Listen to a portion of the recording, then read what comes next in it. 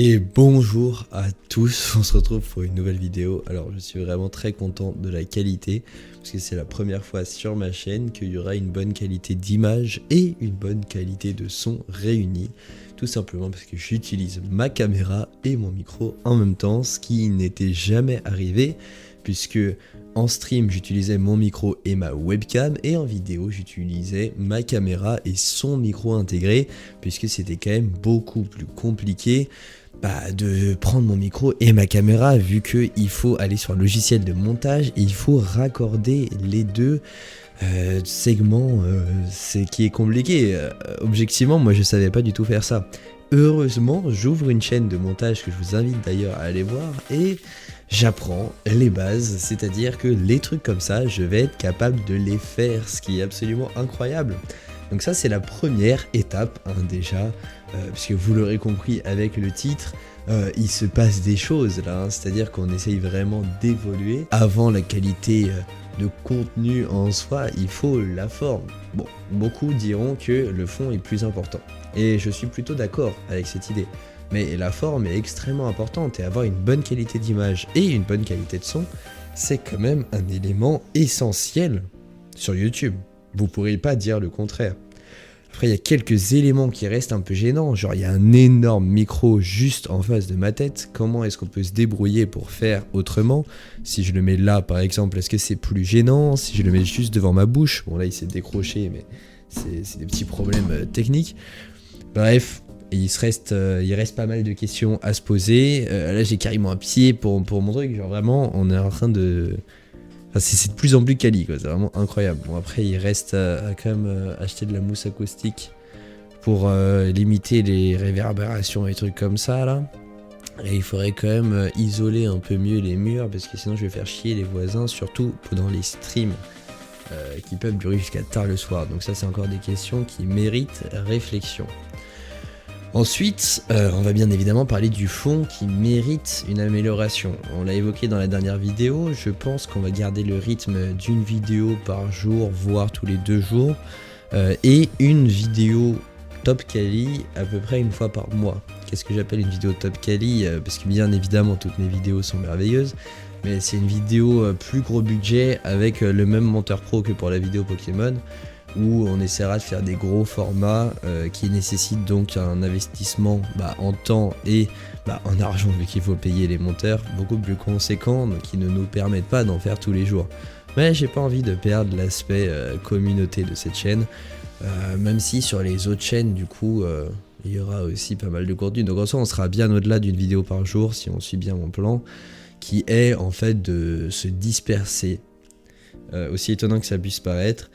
Parce que globalement, moi il y a pas mal de sujets qui m'intéressent, tous plus divers les uns que les autres, à savoir les mangas, l'informatique, le sport, enfin je vais pas tous les citer, mais vous avez compris l'idée. Et faire une chaîne où je parle de tout, mis à part si les gens m'adorent, c'est compliqué, parce qu'il y a quand même l'aspect du sujet qui joue beaucoup. Et donc j'aurais vraiment peur que... les gens n'accrochent pas, qu'ils se désabonnent, etc.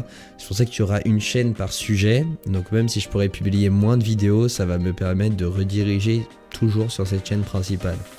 En ça, je pense que c'est la meilleure stratégie, c'est-à-dire d'avoir plein de chaînes secondaires qui redirigent toutes vers une chaîne principale qui est celle-là. Ça va rester ma chaîne principale. Bon, c'était un peu le bordel les premières vidéos, mais là ça se stabilise. Et ça restera une chaîne communautaire dans le sens où ce sera une chaîne où on va parler... globalement de moi et des expériences qu'on aura sur YouTube. On peut voir les formats vlog, les formats anecdotes, les formats cook and go soup. Ah non, ça vous l'avez pas encore vu. Il y a du lourd qui arrive, le format anecdote il va être merveilleux. En gros c'est des vidéos en cuisine, des recettes gastronomiques avec un invité qui fluctuera un peu à chaque fois, et on parle d'un sujet assez random. Je vais vous spoiler, mais la dernière fois c'était le bateau. Du coup on doit raconter chacun notre tour avec l'invité des anecdotes qui nous sont arrivées à partir de ce sujet. Donc c'est une manière de se forcer la main pour faire des vidéos anecdotes en soi, parce que on s'en rappelle pas forcément, tu vois. Si je réfléchis là que j'ai envie de faire une vidéo anecdote, ça va être beaucoup moins spontané qu'une vidéo comme ça de 40 minutes discussions de chill qui seront montées, hein, bien évidemment, parce que je vais pas vous infliger 40 minutes sans montage. Ça, quand même, je suis pas assez cruel. N'empêche, pour des personnes talentueuses comme Michou, j'ai trouvé que Danse avec les stars d'internet sans montage était beaucoup mieux. Donc l'épisode 1 était beaucoup mieux. Donc ça m'a fait réfléchir et vraiment je considère qu'il y a beaucoup de vidéos qui n'ont pas besoin d'être montées. Les effets rajoutés au montage sont souvent très positifs pour la vidéo, notamment pour faciliter la compréhension du viewer. Mais les cuts sont souvent injustifiés. Notamment, ça m'a choqué dans la dernière vidéo Danse avec les stars d'internet. C'était vraiment, d'après moi, des cuts très mal placés, trop brutaux, très inadaptés. Ce qui m'a convaincu que j'avais raison de ne pas faire de cuts. Sanaka, il va faire une crise cardiaque s'il entend ça, mais je suis plutôt sûr. On va donc tout simplement continuer à parler de sujets tels que la prépa, tels que mes journées, l'entreprise et l'évolution sur internet. C'est-à-dire, on va reprendre la routine d'avant-guerre, mais avec une qualité bien meilleure. Alors, qu'est-ce qui est révolutionnant dans tout ça? Parce que là, quand même, le sujet de la vidéo, c'est qu'il y a beaucoup de choses qui vont changer. Mais alors quoi? Déjà, c'est le fait que j'apprends le montage. Ça, si vous avez été attentif, vous aurez entendu au début que j'apprends le montage. Ça veut dire que je vais pouvoir moi-même faire les cuts que je déteste tant et surtout des incrustations.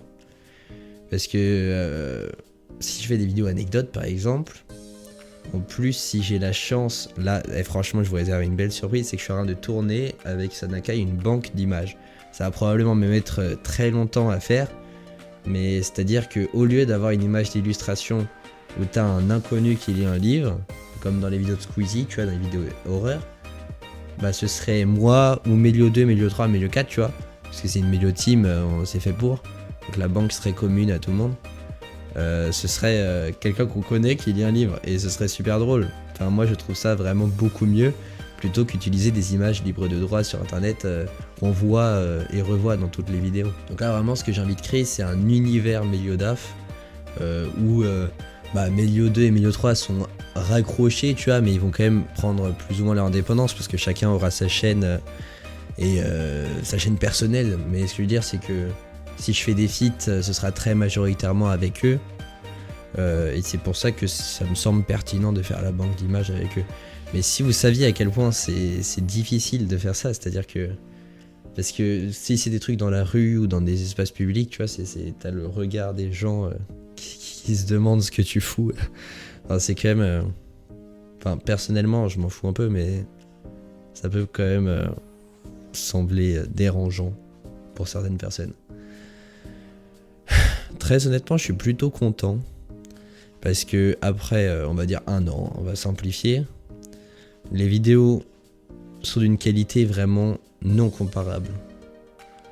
La qualité vidéo et caméra, j'en parle même pas, mais la qualité de contenu est vraiment incomparable, j'ai pas d'autres mots.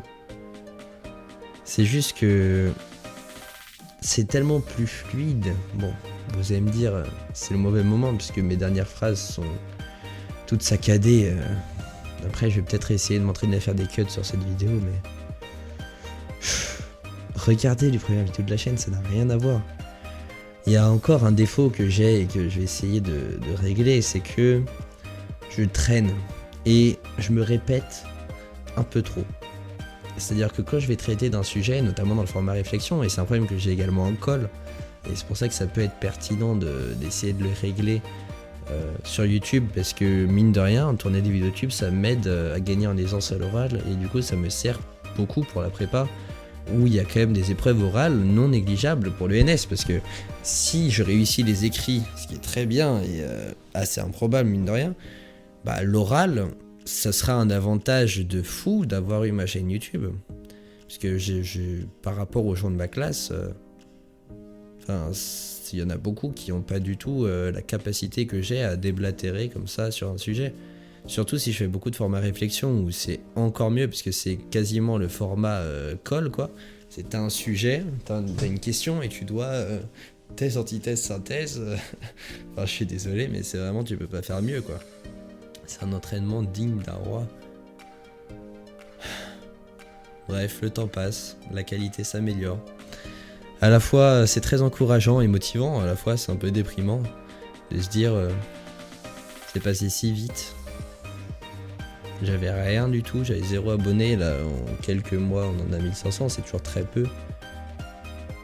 Mais ça me pousse à me dire que quand j'en aurai des dizaines de milliers, je serai pas forcément beaucoup plus heureux. C'est toujours la question de est-ce qu'atteindre un objectif rend heureux ou malheureux. Je suis convaincu que atteindre ces objectifs, c'est plus déprimant qu'autre chose. Bon bah portez-vous bien. Merci à tous d'avoir regardé cette vidéo. On se retrouve très bientôt. N'hésitez pas à me dire votre avis en commentaire par rapport aux diverses évolutions. Salut.